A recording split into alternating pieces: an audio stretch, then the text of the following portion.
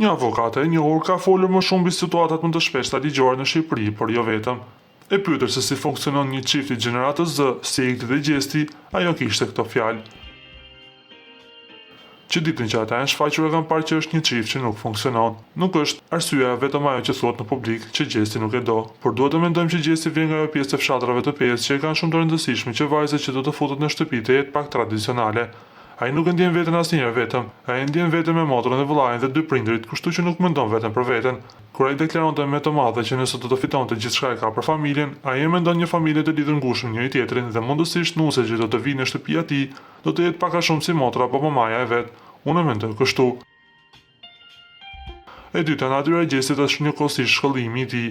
Ai e ka ndjerë që është pak inferior ndaj Eglit sepse ajo është e shkolluar, artikulon mirë, dhe unë them që ai e ka mbajtur Eglin edhe për arsyeën që kur gjente ngushtë dhe nuk dinte se si të kthente përgjigje, Egli e shpëtonte. Prandaj unë e quaj edhe një cilësi dhe vlerë e tij që ai është mirënjohës ndaj Eglit, e cila në situata të vështira dinte të kthente përgjigje të tjerëve në mbrojtje të Gjestit. Ajo ashtu është shumë e mirë, por ajo e bënte më shumë këtë sepse e dashuron, dhe më vjen shumë keq sepse Egli vjen nga një humbje dashurie. Ajo ka patur më shumë nevojë se kushdo tjetër në atë shtëpi për një dashuri të re, dhe prandaj them se lidhja e tyre nuk mund të funksionojë.